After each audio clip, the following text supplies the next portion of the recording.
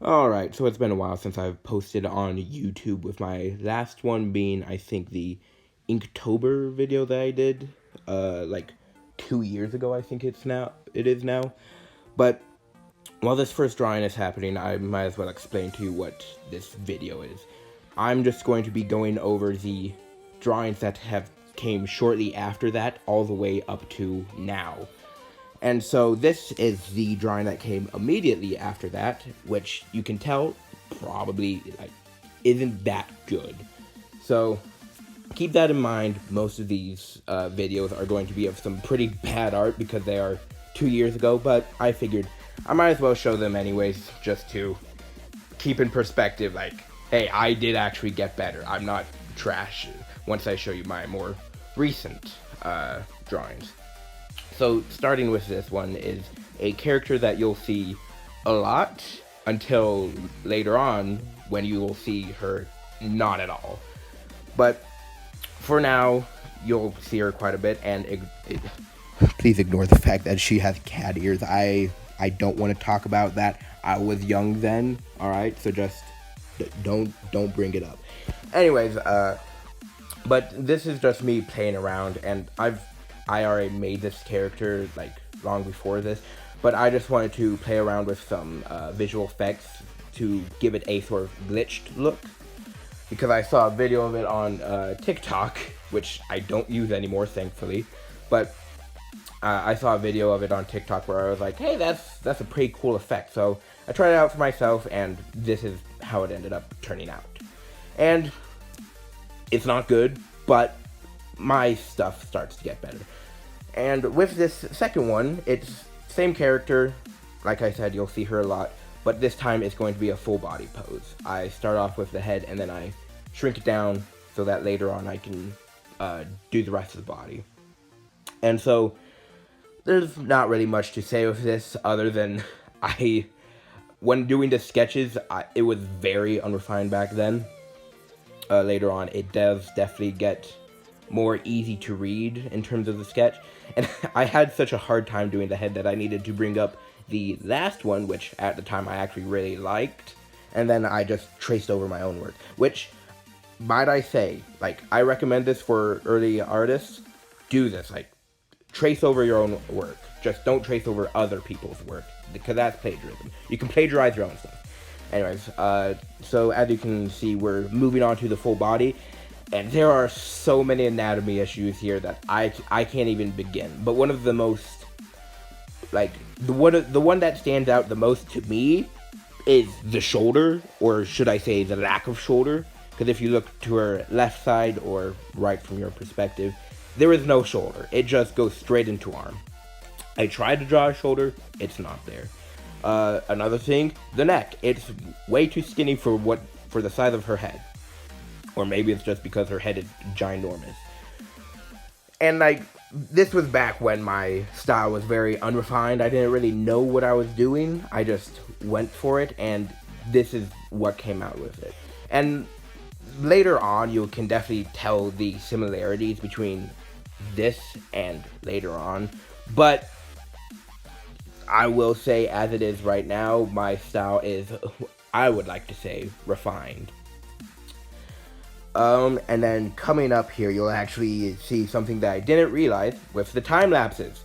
Whenever I turn on the transparent background, everything turns to black in the replay, which I do not enjoy, but I can't change now, so you'll have to deal with it.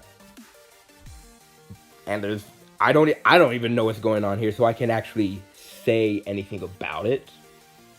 So you'll just have to deal with the black background for now. And so I made a second copy of the drawing because I realized that in the first one I made her way too pale for what she's supposed to be, which in comparison to a later drawing is nothing. All right, like, she might have looked pale in that earlier image, but like, she gets really pale in the next drawing, which if I could go back, I would definitely fix. There's not much to say. You can definitely see a bit of my shading style here, which, like, it's basic cell shading. Alright, there's not much to say about it. But yeah, that's the final image of it. And by the way, this voiceover, completely improv, didn't plan anything out before this. Alright, next image. This is the one that I said that I made her really pale. But, more importantly, this is the first iteration that I made on the design. And it started with this drawing that I did of different expressions. But a mistake that I made was in the hairstyle, where I just changed it for some reason. And I was like, hey, this is actually kind of good. So that's what her hair looks like now. And if you look at the top left, every once in a while you might see a reference image there. I do not know who the artist is. I found it on a meme on Reddit, alright? So if anyone knows who it is, like, put it in the comments and I'll gladly put it in the description so that you can find it. I don't even remember what I used the reference image for. Like, it's, like, for what I'm drawing, it doesn't really apply very well, but I used it anyways. As you can see here, yeah, definitely made her too pale. But something else you might notice is the fact that there aren't any lines. And this will be a common theme with the next few drawings that I've done, where I go for a bit more of a lineless style, which I really enjoy. I should actually do one soon. But for my actual style in the end, I don't go with lineless. I go with a very stylized line art. But yeah, not much to really say at this point, other than the fact that she still has cat ears. There's going to be one more image of her with cat ears, and then I think that she won't have cat ears after that. But then again, I'm pretty sure that the image, well, when we get there, we'll get there. The shading, still the same sort of shading. Yeah, there's not really much to say. Other than the fact that the background is still black, not on purpose. Alright, now it's a light blue, but still. And we're starting to get really close to the end of this, but something that you might have noticed is she does not have any eyebrows. And when I finished the drawing, I was like, oh man, this is so good. I did so well on this drawing. And then I showed it to other people, and they were like, where's her eyebrows? And I'm like, oh, I forgot those. But yeah, I'm adding them in now. And so after I add these in, that's the final iteration, other than like a few color balancing, I think. But yeah, that's the final image. Now we are moving on to actually a completely separate character that I made. Don't expect to ever see her again. This was just a one-time thing where I was like, hey, I want to try drawing something different. And I think I did well for my time, but I didn't really like the design in the end, so you don't really ever see her again. Also, after doing the hairstyle for the last one, I just was like, hey, I really like short hair. So most of my characters are going to have short hair from now on. I don't think I have drawn a light-haired character, a long-haired character at all. But yeah.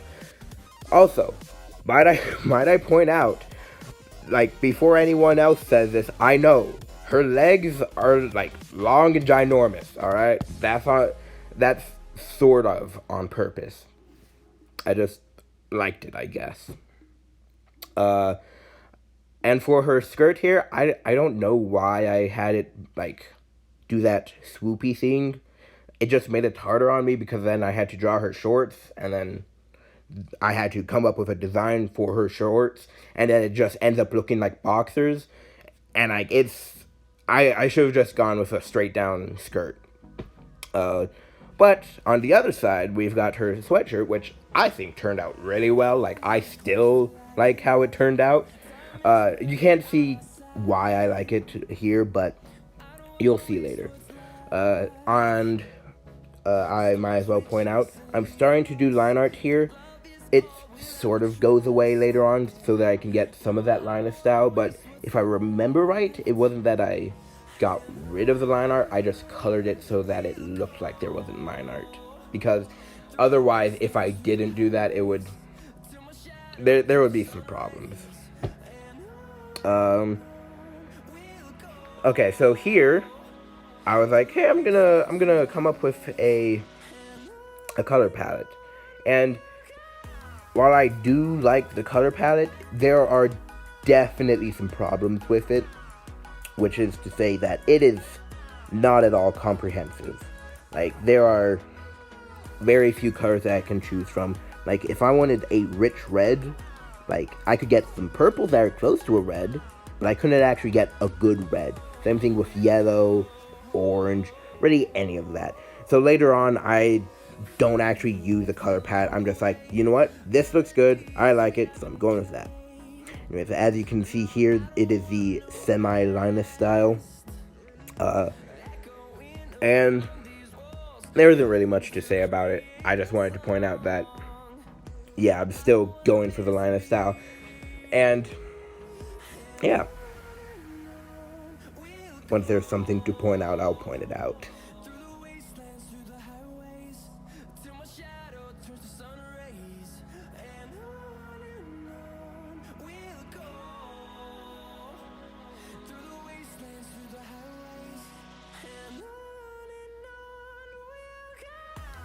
Oh, epilepsy warning. I'm gonna have to put an epilepsy warning before that. Oh, it's a good thing that I don't have epilepsy, or else I would have passed out there, or whatever. But as you can see, I'm starting to work on the shading, and the shading that I actually do for this is actually very similar to how I shade now. Still the same sort of, like, cell shading, but I pay special attention to, like, the values of the shading, like what would actually be in light and what would be in dark, rather than just shading one side. And I actually really like how round the folds of the sweatshirt feel in this image. Like, everything else in this drawing ends up feeling meh to me, but once again, the sweatshirt, really like how it turned out. And once again, nothing really to talk about, so I'll start talking again once there's something to point out.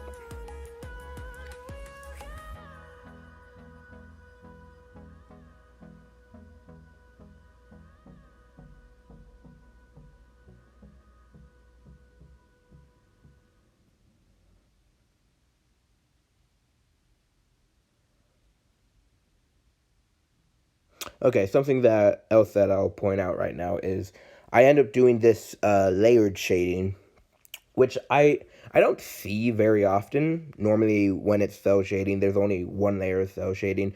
But with this and my future drawings, I do actually have multiple layers of shadings so that I can both show the dark areas and the really dark areas. Though the way I do it here is more so just to give it a smooth shadow, but later on the purpose of the two different shading values is, well, different, and I'll point that out later once we actually get there. But I do plan on that actually being in a future episode, so if you want to see how I shade now, just wait for those and then you'll get a good idea on how I do it.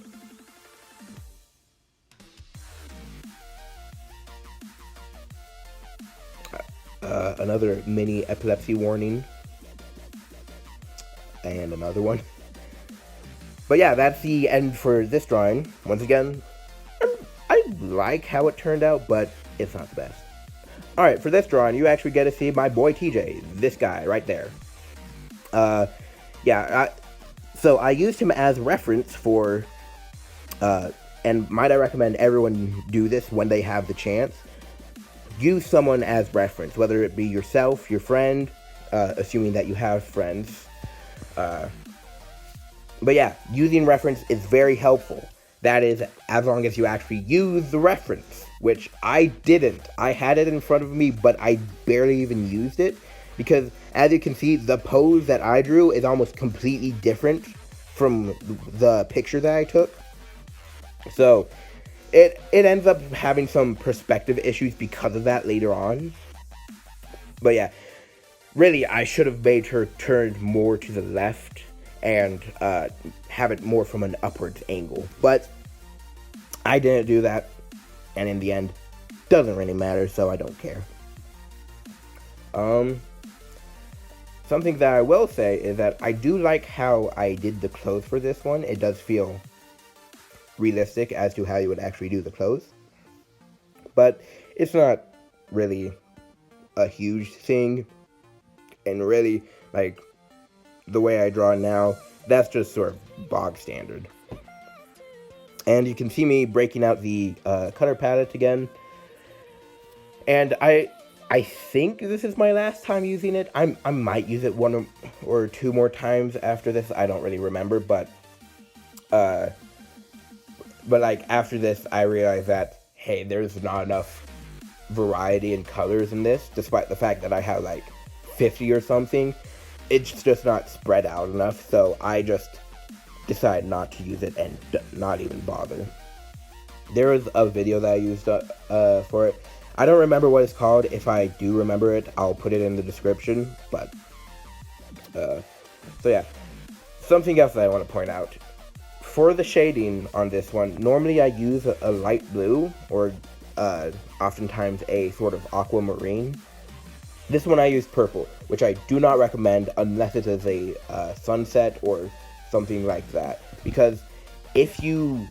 So, key tip that I would say is when you're doing lighting, your shadows needs to be the